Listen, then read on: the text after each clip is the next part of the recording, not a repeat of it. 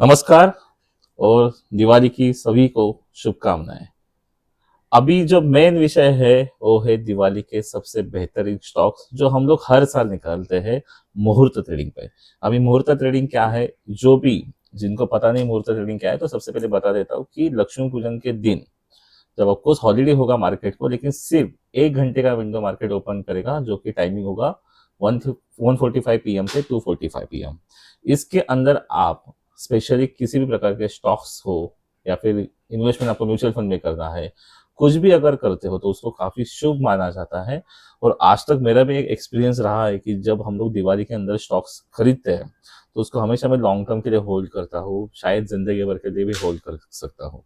क्योंकि ये जो मुहूर्त है हमारे लिए काफी अलग तरीके से इसको देखते हैं।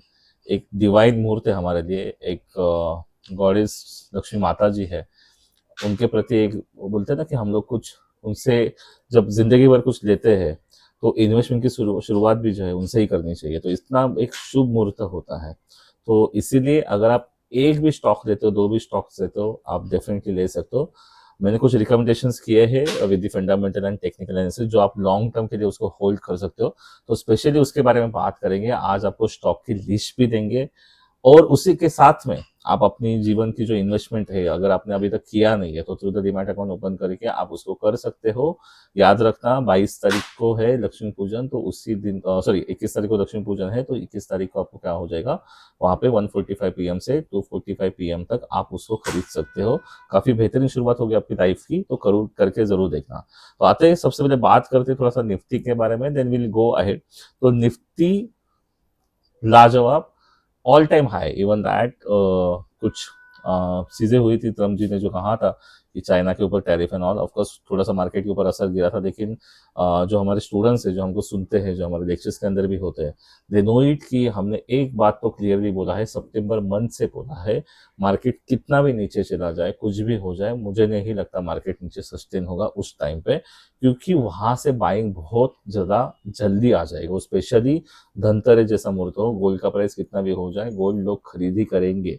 आपने देखा होगा गोल्ड अपने हाई टाइम पे है, सिल्वर अपने हाई टाइम पे है, निफ्टी 50 अपने हाई टाइम पे है, बैंक निफ्टी अपने हाई टाइम पे है।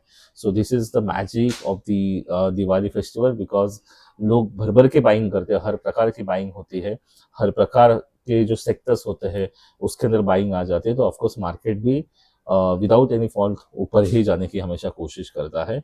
कुछ चीजें होती है जैसे कि कोविड-19 वगैरह हो गया, उस टाइम पे थोड़ा सा अलग देखा जाता है मार्केट को, लेकिन स्पेशली अगर नॉर्मल मार्केट है तो लास्ट वीक भी अगर आप देखोगे, जो एफआईआई की कैटेगरी है उन्होंने 2 दिन सिर्फ सेलिंग की है, बाकी दिन तीनों भी दिन बाइंग की है। तो इंडिया में एक इमोशनल टच हमेशा होता है, और उसी प्रकार से मैंने स्टॉक्स भी निकाले हैं। मतलब इमोशनली भी देखा गया है, बाइंग्स भी देखी गई, उसमें ऑर्डर्स भी देखे गए हैं, उसमें फंडामेंटल्स भी देखे गए, उसमें टेक्निकल भी देखे गए। तो ऐसा नहीं कि मैं सिर्फ निकालने के लिए निकालता हूँ।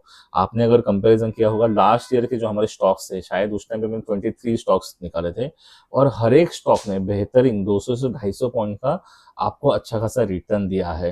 कुछ स्टॉक से उनने सिर्फ 30% से 40% दिया, लेकिन 30 to 40% ये भी बहुत बढ़िया बात होता है 23 स्टॉक्स में से, राइट। तो ये जितने भी अभी मैंने स्टॉक्स निकाले वो फंडामेंटली काफी स्ट्रांग है। बट मार्केट की हालत देखते हुए मैं ये बोलूंगा कि मैं एक्सपेक्टेशन करता हूँ कि 50% से लेकर 168% तक उतना रिटर्न मिलना चाहिए, और ये काफी अच्छा रिटर्न होगा नेक्स्ट दिवाली तक। आपको बस इसको स्टॉक को खरीदना है, नेक्स्ट दिवाली तक होल्ड करना है।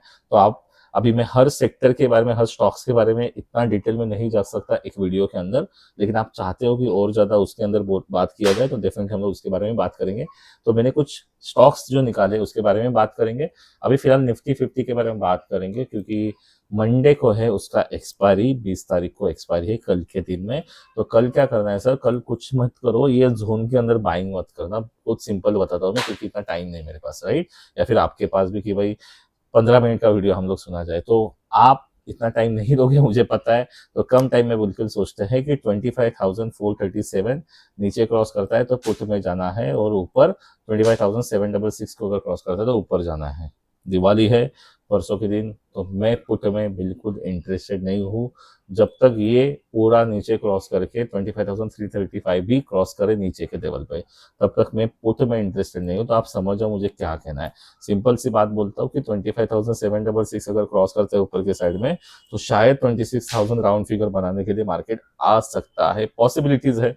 नाउ एक दिन के अंदर इतना मार्केट जाएगा ऐसा मेरा बिल्कुल कहना नहीं है, लेकिन एटलीस्ट यहाँ से अगर 200 से 250 पॉइंट भी मिल जाए तो लगभग वही जाता है 25,850 के बाद में 25,950 या फिर 900 तक राउंड फिगर जरूर करना चाहेगा मार्केट। तो ये आप बिल्कुल कर सकते हो। तो कॉल में ही देखना, कॉल के हर सपोर्ट लेवल पे देखना कि कहाँ कहाँ पे सपोर्ट ले रहा है, वहां पे आप बिल्कुल क्या कर सकते हो, थोड़ा सा बाइंग के लिए जा सकते हो। That call as a deep in the buy, right. इस तरीके से आप दिमाग लगा सकते हो। इसके बाद में क्या करना है, अभी हम लोग स्टॉक्स के बारे में बात करते हैं जिसके बारे में हम लोग वीडियो बना रहे हैं। तो सबसे पहले मेरे पास में जो रिकमेंडेशंस मैंने जो आपको दे रहे हैं, वो बिल्कुल है और बिल्कुल एक फंडामेंटली स्ट्रॉन्ग वे के ऊपर दे रहा हूँ मैं, जिसके अंदर ऑर्डर्स भी आए। जैसे last year also I give a भेल, उस टाइम पे भी ऑर्डर्स है, अभी भी 1 लाख करोड़ के ऊपर उनको ऑर्डर्स मिले हैं। तो भेल का ऊपर जाना बनता है, इतनी बड़ी बाइंग आ सकती है क्योंकि ऑर्डर्स बहुत भर के मिले, तो बिजनेस लेवल के हिसाब से भेल जा सकता है। तो उसी प्रकार से मैंने बाकी भी स्टॉक्स निकाले। तो मैंने बात कर रहा हूँ मैं सबसे पहले इरेडा, इसका आईपीओ आया था last year, I think 30 rupees per कुछ जब लिस्टिंग हुआ था तो 50 रुपीज कुछ लिस्ट हुआ था, उसने हाई बनाया था 300। नाउ अभी ऐसा समझ लो कि डिस्काउंट प्राइस पे मिल रहा है। रिन्यूएबल एनर्जी के अंदर काम करता है ये स्टॉक्स, तो डेफिनेटली आप इसको बाइंग करके ले सकते हो लॉन्ग टर्म के लिए। अगर ये 300 भी ऊपर का तोड़ता है, डेफिनेटली 450 और 500 पे भी जाने की इसकी ताकत है। तो मैं ज्यादा नहीं, लेकिन एटलीस्ट 56 to 70% तक रिटर्न इसका एक्सपेक्ट करता हूँ। आईडीएफसी फर्स्ट बैंक बहुत बेहतरीन, उसके कासा जो आता है, राइट, तो उसके रिजल्ट भी बहुत अच्छे हैं। बाइंग्स इसमें आ रही है, उसको ऑर्डर्स भी मिल रहे हैं, क्लाइंट इसके बढ़ रहे हैं, और आईडीएफसी कुछ ना कुछ लोगों का भरोसा भी बढ़ रहा है। तो डेफिनेटली इसको भी मैं रिकमेंड करना चाहूंगा। नेक्स्ट है भारत हेवी इलेक्ट्रॉनिक्स। अभी इसके बारे में बात करने की जरूरत नहीं है, ये फंडामेंटली इतना स्ट्रॉन्ग स्टॉक्स है। अभी मैंने बात भी की है इसके बारे में, तो आप समझ जाओ कि इसके अंदर कितना ताकत है। और ये लॉन्ग टर्म के लिए रखना, बिल्कुल शॉर्ट टर्म के लिए मत रखना इस स्टॉक्स को। इवन एट नेक्स्ट दिवाली आए, उसके बाद में दिवाली आए, उसके बाद में दिवाली आए, उसके अंदर खरीदते जाओ खरीदते जाओ खरीदते जाओ, इतना बेहतरीन स्टॉक्स है, राइट। वैसे देन L&T फाइनेंस, बिल्कुल ये कुछ आपको कमाल के रिजल्ट दिखा सकता है। थोड़ा उसका फंडामेंटल और टेक्निकल काफी स्ट्रांग होते जा रहा है। उसके बाद में मैंने रिकमेंड किया है KPIT टेक्नोलॉजीज। इसके अंदर इसका बिजनेस बहुत अच्छा है। सेक्टर वाइज अगर बिजनेस देखा जाए तो कमाल का ये बिजनेस कर रहा है, कमाल का इसके अंदर बाइंग्स भी आती है। ऑफ कोर्स अभी उसका जो वॉल्यूम से बीच बीच में कम हुए थे क्योंकि मार्केट गिरा था, लेकिन नो डाउट इसके अंदर वापस वो क्षमता है कि वो आपको अच्छा खासा रिटर्न दे सके। HDFC बैंक के बारे में बात करने की जरूरत नहीं है। बैंक निफ्टी भी अगर कहीं पे मूवमेंट देता है तो किसको देख के देता है, HDFC बैंक को देख के देता है, राइट। तो यहाँ पे आप बिल्कुल देख सकते हो कि HDFC आपको क्या करना है, बाय करना है। देन महानगर गैस, अभी गैस सेगमेंट में आपको पता है कि गैस कभी खत्म होने वाला है नहीं, उसकी डिमांड कभी खत्म होने वाला है नहीं, CNG की कभी डिमांड खत्म होने वाली है नहीं। तो इस प्रकार से आप उसको बिल्कुल लेके जा सकते हो, और यहाँ से कम 40 से 50 तक का रिटर्न तो बनना ही चाहिए इस स्टॉक के अंदर। देन उसके बाद में EFC, ये भी काफ़ी बेहतरीन स्टॉक्स है, आप देख सकते हो, उसको मैं रिकमेंड कर रहा हूँ on the basis of the technical and fundamental both.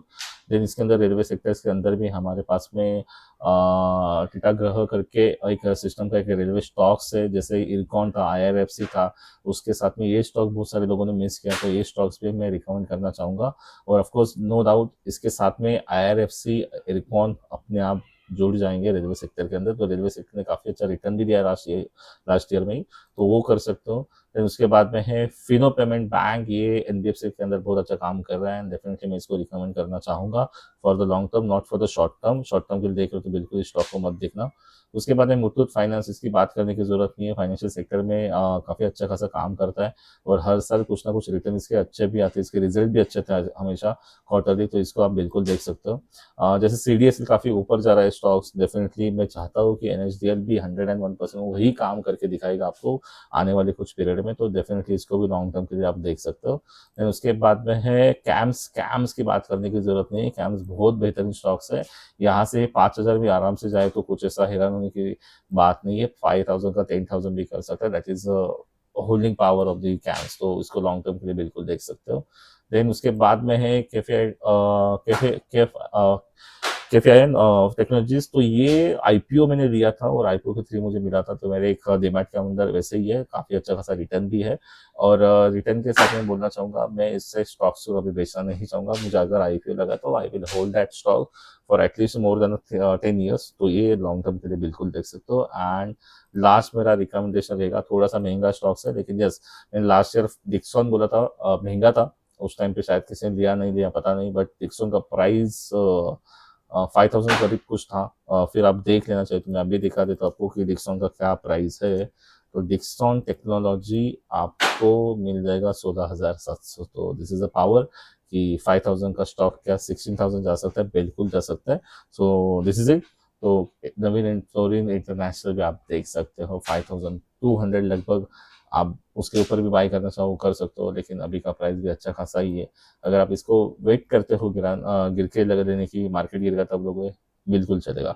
So this are some recommendations I am giving to you on the basis of the fundamental and technical analysis, but again you have to do your own research, because अभी for example आप जिसके पास में ज़्यादा fund नहीं है, तो नवीन fluorine में नहीं इन्वेस्टमेंट करना चाहेगा।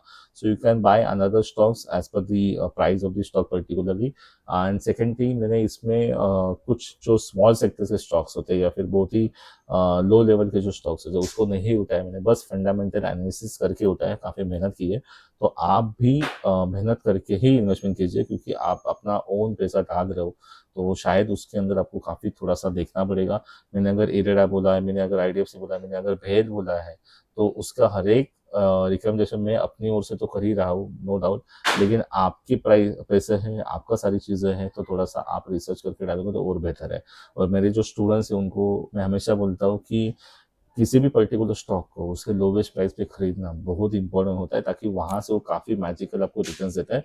जैसे लास्ट ईयर भी बहुत वेदांता, और कम से कम मुझे लगता है कि 200% का रिटर्न उसने दिया है। तो ये सारी चीज़ों को थ्रू आप अपना बाइंग भी कर सकते हो।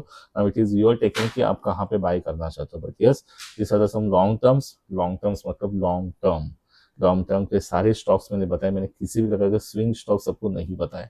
और आपका इसके अंदर कुछ भी कहना है, कुछ बात करनी है, if you want any kind of the recommendation to us, कि जैसे सर मैंने मैंने बहुत सारे स्टूडेंट्स बोलते हैं सर रोज वीडियो बनाओ ताकि आपका एनालिसिस समझे।